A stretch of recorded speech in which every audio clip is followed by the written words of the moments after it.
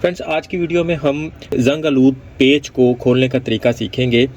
Normally आपने देखा होगा कि किसी वॉशिंग मशीन के अंदर वाला पेच या वॉशिंग मशीन के साइड वाला या फिर किसी वॉशरूम के अंदर, मतलब जिस भी जगह पे पानी का ज़्यादा यूज़ होता है वहाँ के पेच जंग आलूद हो जाते हैं। जिस जगह पे पेचकस लगाकर उन्हें खोलना होता है वो जगह जंग से ख़राब हो जाती है और वो बिल्कुल ऊपर से गोल हो जाते हैं और उन पे ना तो कोई पेचकस फिट आता है और ना ही वो घूम पाते हैं।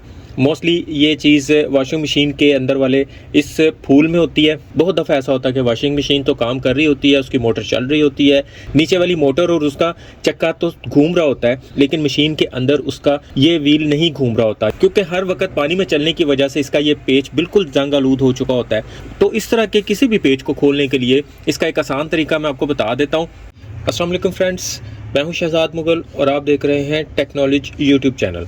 तो इस वॉशिंग मशीन के फूल का भी ये वाला पेच खुल नहीं रहा। बहुत से पेचकस और बहुत ज़ोर लगा कर देख लिया लेकिन ये खुल नहीं रहा। तो इसे खोलने का आसान तरीका ये होगा कि हम कोई भी इस तरह का आरी का ब्लेड ले लेंगे और इस आरी के ब्लेड को पेच के अंदर ऑलरेडी लगे हुए कट के ऊपर रख के इसे हम काटना शुरू कर देंगे।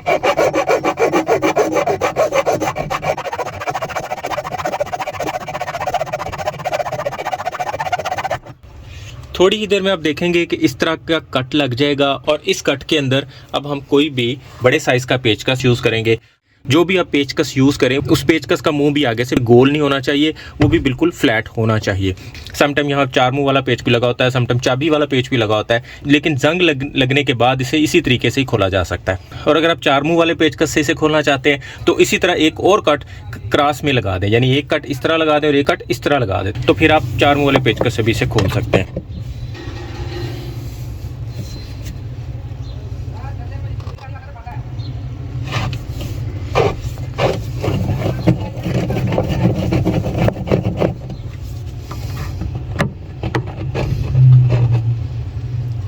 ये आप देख सकते हैं इसके अंदर की हालत भी बहुत ख़राब हो चुकी है क्योंकि इसकी जुड़ियाँ अंदर की तरफ से भी जंग से ख़राब हो चुकी हैं। तो इस तरीके से हमने इस पेच को बड़ी आसानी से खोल लिया।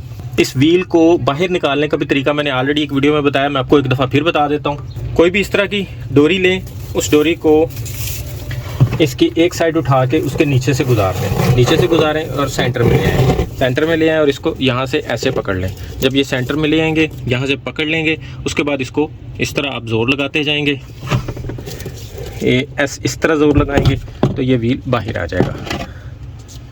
समटाइम ऐसे होता है कि इसके नीचे कोई ना कोई कपड़ा, कोई ना कोई जुराब टाइप की कोई चीज़ भी फंसी होती है, इसके नीचे कोई पॉकेट से निकले हुए सिक्के भी, कोइन भी इसके नीचे आ जाते हैं, उसकी वजह से भी ये व्हील जाम हो जाता है। और समटाइम ये देखें आप, इसके नीचे लोहे के ये कील वगैरह भी आए हुए हैं, इसकी वजह से भी। और ये आप नीचे इसके मट्टी जमी हुई देख सकते हैं। ये सारा कुछ हम यहाँ से साफ़ कर देंगे और फिर बेशक इसी व्हील को दोबारा लगा के इसके ऊपर नया नट लगा देंगे तो ये चलने लगेगी।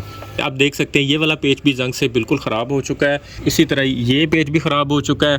अब इस तरह के किसी पेच पे WD-40 लगाने का भी कोई फ़ायदा नहीं होता क्योंकि WD-40 इसकी चूड़ियों तक नहीं जा सकती, बल्कि इसके ऊपर जहाँ पे हमें पेचकस की ग्रिप चाहिए होती है वो उस जगह को भी लुब्रिकेट कर देती है और पेचकस से मज़ीद स्लिप होने लग जाता है। इसलिए इस तरह के पेचों पर WD-40 का इस्तेमाल भी ज़्यादा कारगर साबित नहीं होता। तो इस तरह के पेचों को भी हम इनके ऑलरेडी जो कट लगा होता है वहाँ पर मज़ीद ब्लेड से थोड़ा सा कट उसका गहरा कर देंगे ताकि हमारा पेचकस इसमें बड़ी आसानी से फिट हो जाए और हम इसे खोल सकें।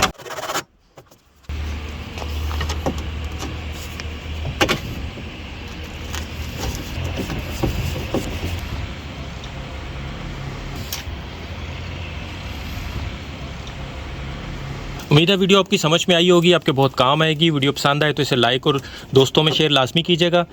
चैनल पर नए हैं तो इसे सब्सक्राइब करके बेल के आइकन पर ऑल पे प्रेस करना मत भूलिएगा। अभी के लिए इतना ही। अपना और अपनों का ख्याल रखिएगा। बहुत बहुत शुक्रिया। अल्लाह हाफ़िज़।